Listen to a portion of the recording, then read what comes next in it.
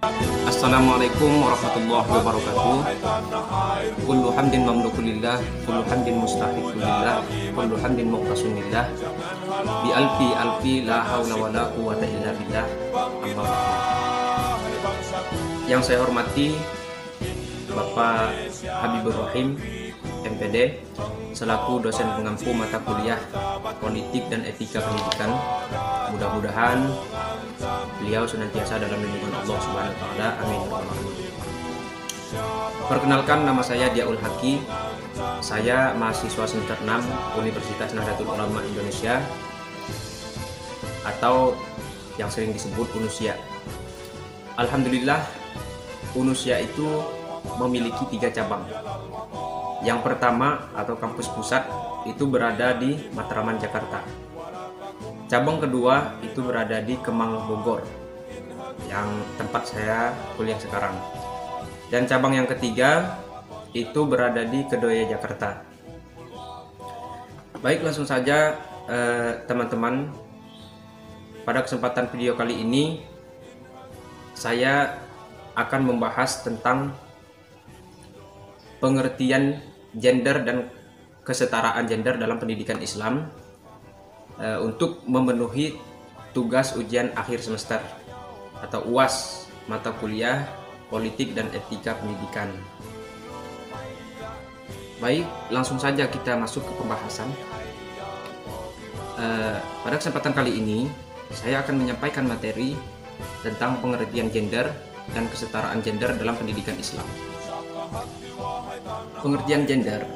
Kata gender berasal dari bahasa Inggris yang artinya jenis kelamin. Gender itu adalah suatu istilah untuk membedakan antara kaum laki-laki dan kaum perempuan dalam aspek tertentu. Misalnya, sifat dasar dan tingkah laku itu termasuk perbedaan dari segi seks atau jenis kelamin secara biologis. Gender adalah seperangkat sikap, peran, tanggung jawab, fungsi, hak, dan perilaku yang melekat pada diri laki-laki dan perempuan akibat bentukan budaya atau lingkungan masyarakat setempat. Manusia itu berbeda, tumbuh dan dibesarkan. Istilah gender itu dikonsepkan oleh para ilmuwan guna untuk menjelaskan perbedaan antara kaum perempuan dengan kaum laki-laki yang tidak bersifat bawaan dan yang sifatnya itu terbentuk dari budaya sosial masyarakat. Nah, menurut Mansur Faqih, gender itu adalah perbedaan yang bukan ketentuan Tuhan, akan tetapi melainkan diciptakan oleh manusia itu sendiri melalui proses kultural dan sosial yang panjang. Nah, dengan demikian, gender itu dapat berubah dari tempat ke tempat, dari waktu ke waktu, bahkan dari kelas ke kelas. Nah, jadi dari beberapa definisi di atas dapat kita simpulkan bahwa gender itu adalah sikap atau peran yang dibawa oleh seseorang dari lingkungan atau kelompok masyarakat sehingga sifatnya itu bisa berubah. Jadi berbeda dengan seks atau jenis kelamin. Kalau jenis kelamin itu sifatnya biologis atau sifat bawaan yang melekat sejak seseorang tersebut dilahirkan. Nah, oleh karena itu, gender juga didefinisikan sebagai interpretasi mental dan kultural terhadap perbedaan kelamin, yakni antara kaum laki-laki dan kaum perempuan. Maka, gender juga bisa didefinisikan sebagai konsep pembagian kerja yang dianggap tepat oleh kaum laki-laki dan kaum perempuan sesuai situasi dan kondisi budaya. Sehubungan dengan hal tersebut, maka gender itu juga bisa dirumuskan sebagai suatu konsep yang mengacu pada peranan-peranan dan tanggung jawab laki-laki dan tanggung jawab perempuan sebagai hasil konstruksi sosial yang dapat diubah sesuai dengan perubahan zaman. Nah, kemudian gender itu adalah sifat dan peran laki-laki dan perempuan yang dibentuk oleh pandangan dan budaya yang berkembang dalam masyarakat. Nah, sebagai contoh, laki-laki pada umumnya itu mempunyai sifat kuat, berani, agresif, pemimpin, pintar, dan maskulin. Sedangkan perempuan pada umumnya itu mempunyai sifat yang lemah lembut, cengeng, rajin, penurut, pemalu, dan peminim. Maka sifat-sifat tersebut dan peran tersebut dapat dipertukarkan antara satu dengan yang lainnya, tanggung jawab dari situasi dan kondisi yang dialami oleh kedua jenis insan tersebut. Nah, pandangan masyarakat selama ini menganggap perbedaan seks laki-laki dan perempuan itu menjadikan perbedaan gender antara keduanya dan menjadikan perempuan itu lebih rendah daripada laki-laki. Nah, oleh karena itu, dengan lahirnya gender ini, maka pandangan tersebut dianggap menyesatkan oleh kaum feminis. Dan kini sifat dan peran laki-laki itu telah disejajarkan dengan perempuan, kecuali sifat kodrati secara khusus yang dimiliki oleh kaum perempuan seperti melahirkan dan semacamnya. Nah, dengan demikian, gender yang dimaksudkan adalah masalah kesetaraan dan kemitraan sejajaran tentang sifat dan peranan laki-laki dan perempuan yang dibentuk oleh pandangan dan budaya yang dikembangkan dalam bermasyarakat, berbangsa, dan bernegara. Nah, selain dari itu, gender juga berwawasan terhadap pemihakan bagi kaum jenis kelamin yang lemah dan tertindas, laki-laki maupun perempuan. Nah, kemudian yang kedua, yaitu pembahasan yang kedua yaitu kesetaraan gender dalam pendidikan Islam. Kesetaraan gender itu adalah posisi yang sama antara kaum laki-laki dan kaum perempuan dalam memperoleh akses, partisipasi, kontrol, dan aktivitas kehidupan baik dalam keluarga, masyarakat, maupun berbangsa dan bernegara. Nah, kesetaraan ini yang dimaksudkan adalah persamaan perilakuan antara kaum laki-laki dan kaum perempuan dalam berbagai bidang kehidupan. Nah, dengan tetap berpegang pada dasar-dasar pendidikan Islam seperti dasar persamaan, kemudian kebebasan, keadilan, dan demokrasi, kesetaraan gender tersebut dalam pendidikan Islam ini dimaksudkan sebagai persamaan perlakuan antara kaum laki-laki dan kaum perempuan dalam memperoleh kesempatan belajar. Nah, kesempatan untuk berperan di ranah publik, kebebasan untuk menentukan pilihan, dan kedudukan yang setara dalam sumber ajaran, pada hakikatnya pendidikan Islam itu tidak boleh dilepaskan begitu saja dari ajaran Islam yang tertuang dalam Al-Quran dan hadis. Nah, karena kedua sumber itu merupakan pedoman autentik dalam penggalian khazanah keilmuan apapun dalam Islam. Dengan berpijak pada kedua sumber tersebut, maka diharapkan akan diperoleh gambaran yang jelas tentang hakikat pendidikan Islam. Oleh karena itu, dari salah satu hak dasar individu baik kaum laki-laki maupun kaum perempuan adalah mendapatkan pendidikan yang setara.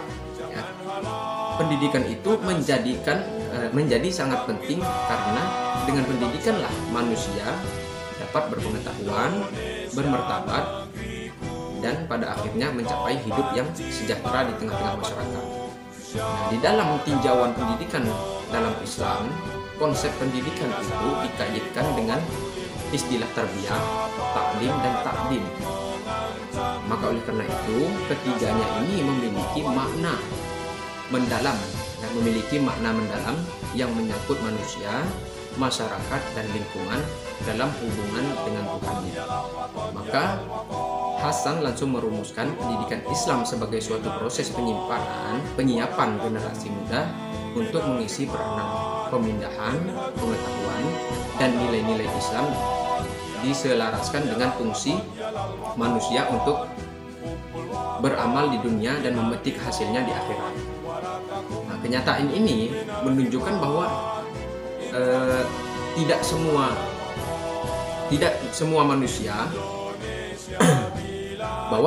manusia atau warga negara itu bisa mengakses pendidikan yang layak. Nah, masalah bias gender di kalangan masyarakat ternyata itu menjadi salah satu penyebab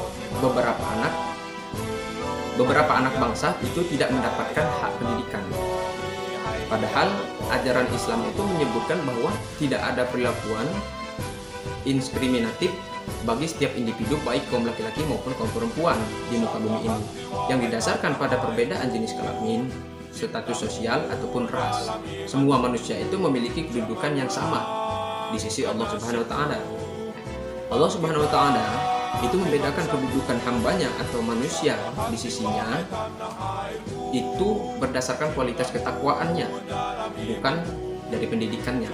Nah, pendidikan Islam itu perspektif gender hadir untuk memberikan dan menjamin terpenuhnya hak pendidikan yang sama bagi laki-laki dan perempuan.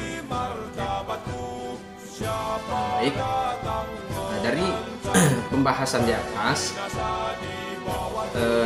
dapat kita simpulkan bahwa perempuan atau wanita itu memiliki peranan yang sangat penting dalam pendidikan, meskipun telah ada payung hukum tentang pemberian kesempatan pada warga negara, namun masih terdapat bias gender dalam pendidikan Islam di Indonesia ini.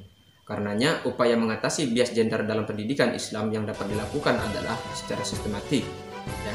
Secara legal, formal, adanya payung hukum dalam pendidikan Islam yang secara khusus menjamin hak-hak warga negara, baik laki-laki maupun perempuan, untuk berpartisipasi dalam pengambilan kebijakan dalam arah pendidikan Islam, termasuk dalam pelaksanaan proses pendidikan.